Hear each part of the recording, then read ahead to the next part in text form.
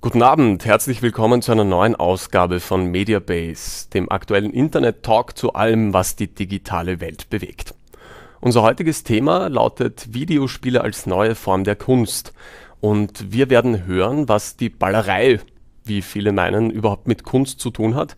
Und zwar von zwei internationalen Experten bzw. Videokünstlern. Aus Brisbane in Australien ist uns zugeschaltet jemand, der im Internet bekannt ist als der Blender-Guru.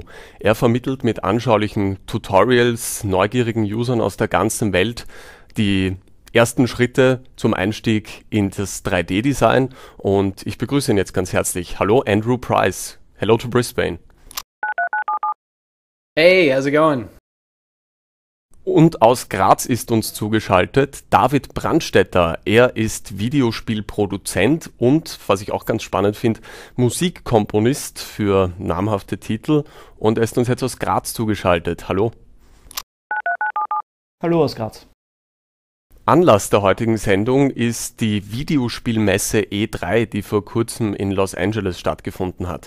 Und die Mediabase war vor Ort und hat sich auf die Suche nach den neuesten Trends der Video- und Computerspielbranche begeben und ist fündig geworden. Das klassische Gamepad, ein Auslaufmodell. Beim Spielen faul auf der Couch sitzen, spielt's nicht mehr. Auf der heurigen E3, der größten Spielemesse der Welt, sind Spiele der Renner, bei denen man sich bewegen muss. Die japanischen Hersteller Nintendo und Sony setzen hier auf Funksender. Bei Microsofts Kinect erfasst eine 3D-Kamera den gesamten Körper des Spielers und ermöglicht so eine direkte räumliche Interaktion. Auch der Boom der Smartphones ist an der Spielebranche nicht spurlos vorübergegangen. Die kleinen Spiele-Apps verkaufen sich wie von selbst. Zum einen wohl wegen des günstigen Preises, andererseits verlangt die Kundschaft immer mehr alles aus einem einzigen Gerät.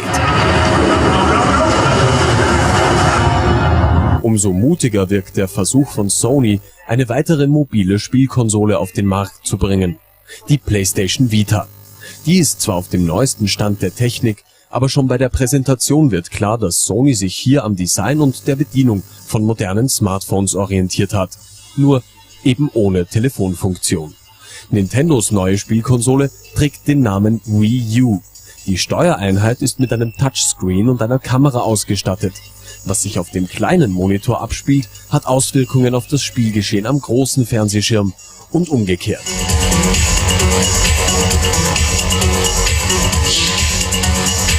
Das Motto lautet, immer näher dran, immer realistischer. Und viele der Spiele wirken wie opulent produzierte Hollywood-Filme mit einer extra Portion Special Effects. Jetzt haben wir gerade gesehen, die Videografiken werden immer realistischer und jetzt würde mich natürlich interessieren, ob selbst ein 3D-Künstler irgendwann einmal die virtuelle nicht mehr von der realen Welt unterscheiden können wird. Andrew, is it possible that 3D graphics will become so realistic that you can't tell whether it's real or not? I think it is definitely possible. It depends, I suppose, on it's all about the skills of the artist for one thing. There are works currently at the moment which are photorealistic. Now, usually photorealistic works involve some form of textures, so photographic textures, photo elements in the background. Now, as opposed to, I suppose, a completely 100% computer-generated image, I think that's probably quite far off. I think it's definitely possible, but just currently I don't think you could get a 100% computer-generated image that looks photorealistic. David Brandstetter, Frage. Wir haben gerade gehört, es werden die Grafiken immer realistischer. Woran merkt man überhaupt noch den Unterschied zwischen der Realität und einem computergenerierten Bild? Nun ja, ich hoffe doch, dass die Menschen auch in der Zukunft noch die Realität vom Spiel oder computergenerierten Grafiken unterscheiden können. Aber natürlich vom technologischen Standpunkt nähern wir uns immer mehr einem gewissen Fotorealismus, auch im animierten Film und auch im Videospiel. Ein technologisches Ende der Entwicklung ist jetzt noch kaum absehbar. Natürlich werden wir wenn die Hardware noch adäquater wird und neue Grafikkarten entwickelt werden, was ja ständig der Fall ist, sicher noch einige Quantensprünge erleben, also vor allem jetzt auch im Bereich 3D-Stereoskopie, und vermutlich wird sich die Art der Wahrnehmung, wie man Spiele wirklich spielt, noch stark verändern. Das ist meine Meinung eigentlich zu diesem Thema. Aber wie erklärt sich dann, dass hässliche Spiele unter Anführungsstrichen so erfolgreich sind? Ich denke da jetzt zum Beispiel an Minecraft.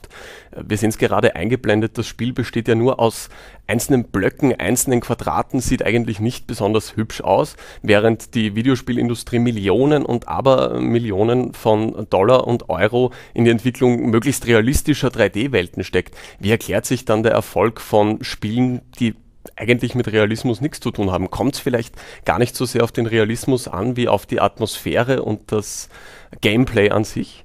Ja, du hast absolut recht. Also letztendlich zählt natürlich das innovative Spielkonzept mehr als die grafische Umsetzung. Natürlich gibt es auch den Hype um bessere Grafiken, realistischere Umsetzung, aber andererseits was fesselt den Spieler wirklich letztlich an das Game? Das ist natürlich eine Story oder ein innovatives Spielkonzept oder einfach eine Umsetzung einer von gewissen Wünschen, Träumen, wie das im Speziellen bei Minecraft eben das Entdecken einer Welt, Kombinieren von Gegenständen. Einfach Minecraft zum Beispiel kommt ja komplett ohne Erklärung aus. Man wird quasi als Spieler in einer Welt ausgesetzt, die sich auch jedes Mal neu generiert, wenn man das Spiel neu startet.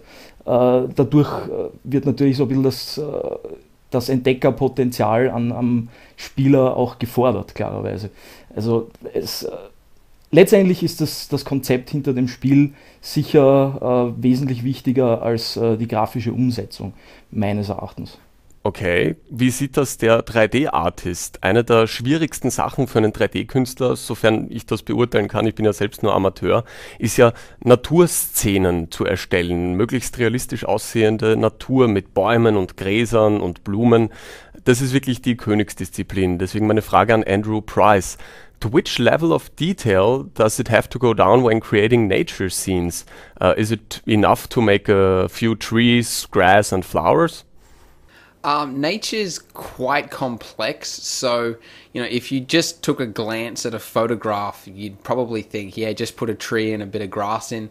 But if you look really hard at the attention to detail of the photograph, you'd notice small things like sticks, little plants, atmospheric fog, a couple of other things like that, and it all adds up, and that's really what builds the realistic image. So it's not enough to just create just a couple of elements, and that's usually why a lot of nature scenes don't look realistic.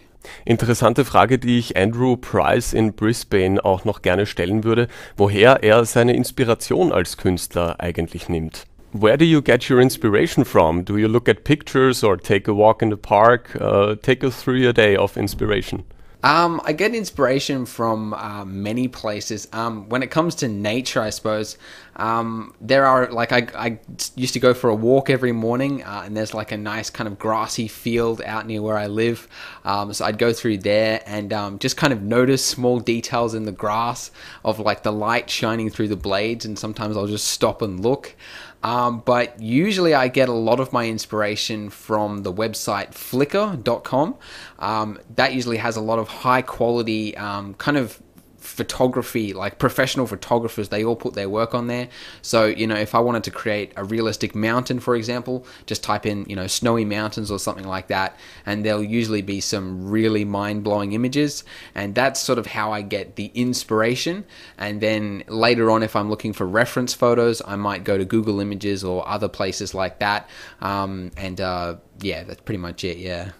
Frage an David Brandstetter. Du bist ja Musikkomponist, sowohl für Filme als auch Videospiele. Du hast schon mit Roland Emmerich zum Beispiel zusammengearbeitet. Wie ist denn das? Du hast sowohl für Videospiele als auch Filme komponiert. Wo liegt da der Unterschied oder ist das das Gleiche?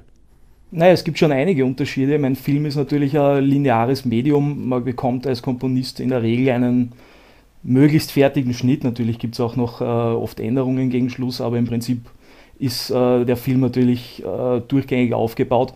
Bei dem Spiel ist es natürlich völlig anders, interaktiv. soll auf den Spieler natürlich dynamisch reagieren. Insofern muss man eben alle möglichen Eventualitäten in der Musik beziehungsweise in der Handlung mit der Musik auch abdecken. Das heißt, man baut eben verschiedene Stimmungsblöcke eigentlich auf, die man dann in einer Programmierung zusammenfügt im Prinzip. Ist auch in dem Falle etwas komplexer, wenn man eben mit einer Programmierung oder Programmierungsabteilung zusammenarbeiten muss, die eben diese dynamische Zusammensetzung im Spieleablauf eben programmiert. Insofern ist es natürlich eine ganz andere Sache, als für Film zu komponieren. Wenn ich dich das fragen darf, ohne jetzt konkrete Namen nennen zu wollen, aber ich weiß, du hast viel als Ghostwriter auch gemacht. Ist es üblich in der Branche, dass sich da ja, gewisse Leute mit den Federn schmücken, die eigentlich andere haben? Naja, Federn schmücken würde ich jetzt nicht unbedingt sagen. Es ist eigentlich in der Filmbranche, vor allem in den USA, durchaus üblich, wenn man startet, mal für einige Projekte zu arbeiten ohne namentliche Nennung. Also es ist natürlich immer eine Sache zwischen Honorar und Kreditierung in einem Abspann zum Beispiel, wo man abwägen muss, okay, worauf legt man denn wirklich mehr Wert? In Wahrheit bringt ein Credit in einem Film, also in einem Abspann natürlich meistens mehr als die finanzielle Vergütung, würde ich mal sagen. Vor allem, wenn jetzt einen Tipp an junge Komponisten geben müsste. Es ist besser, einen Credit in einem Abspann zu bekommen, als sich zu sehr auf jetzt eine Honorierung finanzieller Natur zu stürzen. Also ja, wie gesagt, Ghostwriting ist durchaus nicht unüblich, auch mittlerweile im europäischen Raum, kommt durchaus vor, ja. Ja, und Frage an Andrew Price. David hat gerade Tipps für junge Leute gegeben. Welche Fähigkeiten braucht man denn, um ein guter 3D-Grafikdesigner zu werden? David just gave us a few tips for young artists, so I would like to ask you the same. What are the skills you have to have as a graphic designer? Is it enough to be able to paint or draw very good? Does that make you capable of being a good 3D artist as well? I think basically you really only need a couple of skills. One of them is just basically patience, and the other is really just willingness to learn. So if you're really kind of motivated and you want to actually create art or whatever, you definitely can. I don't think it's actually one of those skills that you're born with. I don't really think it's like a talent, so to speak. It's not like it's basically just anything anybody can pick up, provided that they are motivated and they actually want to, they actually want to create art. Ich zum Beispiel kann ganz schlecht zeichnen, könnte aus mir trotzdem ein akzeptabler 3D-Grafiker werden. But anyone can learn it. Yeah, anybody can learn it basically. It's just a matter of how motivated the individual is. Gut, vielleicht sieht das jemand und wird motiviert und der nächste große 3D-Artist. Andrew, thank you. David, vielen Dank fürs Mitdiskutieren. Wir sind am Ende unserer Sendezeit angelangt. Vielen Dank fürs Mitdiskutieren noch einmal. Und Ihnen, liebe Zuseher, vielen Dank fürs Zusehen. Die nächste Mediabase gibt's in 2 Monaten. Dann mit dem Thema Cyberwar. Wie können wir uns davor schützen? Ich freue mich schon drauf. Vielen Dank fürs Zusehen und einen schönen Abend noch. See you. Tschüss. See ya.